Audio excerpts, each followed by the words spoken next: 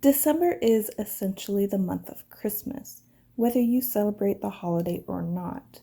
The second you turn on the TV, you are greeted with commercials promising good deals that will satiate your unrelenting consumerist demon that lives within. Santa's not a scam, Mandy. He's real. We went to college together. Grim, everyone knows that Santa is an invention designed by the Big Five corporations to sell tinsel and video games to an unsuspecting public. The whole childhood wonder stage just blew right past you, didn't it? But perhaps the most conspicuous evidence of Christmas centering itself into the public's eye would be the inane amount of Christmas specials. It's a category deserving of its own genre. Most of us have a favorite, or at least a few that we've seen dozens of times.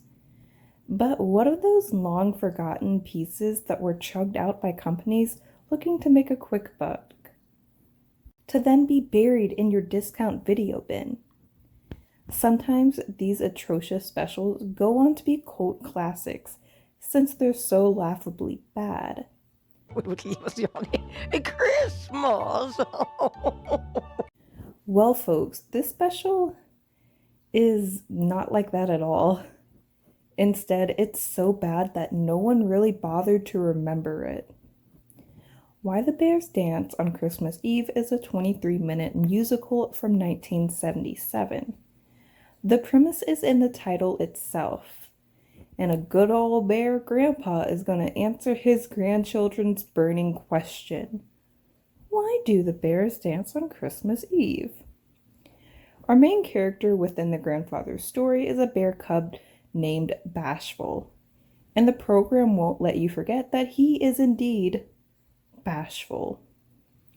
The forest is getting ready for Christmas festivities, and little Bashful is not feeling it.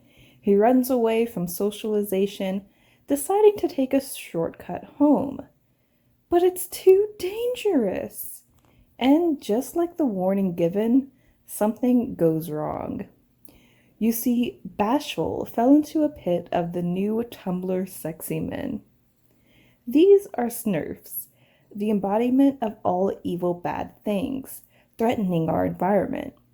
Litter, fire, energy waste.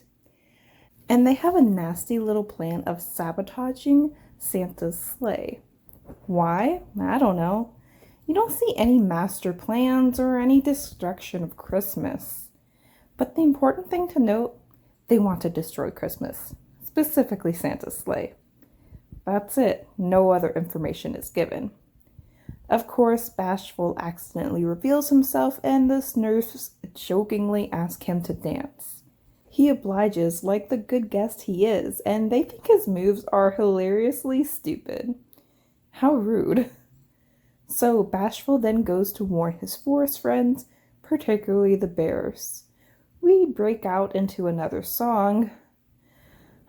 Can I just say something? The songs feel weird, forced almost. The music composition isn't bad itself, but something just feels off. Oh, the lyrics were developed by child psychologists. Well, that explains it. They then go on to save Christmas from the Smurfs. Almost. All the other forest creatures piss themselves when they see the little eco-terrorists and run away. Bashful then starts dancing. The Smurfs laugh. The bears and the forest creatures return to help. And Christmas is saved. The end. Dancing saved Christmas, and that is why the bears dance on Christmas Eve. So, what's so interesting about a 4-decade-old Christmas special? Well, this program was lost media for several years, and it could have remained that way. It was produced by a company known as Tactics, based out of New York City. Their most well-known work would be a Tootsie Roll commercial.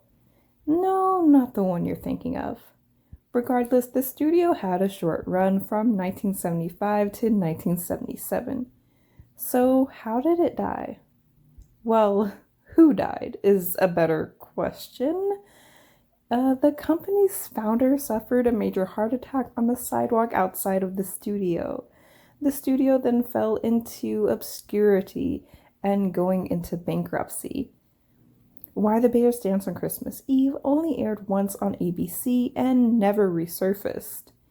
Its first online appearance was in June 2012 when a YouTuber user, Yulio, received a copy from one of the character designers. This special never had a home release, but luckily the person who worked on the special had their own tape, and after transferring it to a DVD, they sent it along to Yulio, and it allowed for it to be uploaded and archived. There is mild audio and visual distortion given that it was once a tape, but this is, to my knowledge, the only surviving footage we have of this Christmas special, so we have to make do with what blunders there are. Now, overall, this special is not something I'm too interested in. You might like it if you really need something to add to your rotation of outdated, cheesy Christmas movies. The message of environmentalism is something we still need to be discussing with the threat of global warming, but I don't think the message really meshed well with the Christmas theme. It was shoehorned in, to say the least.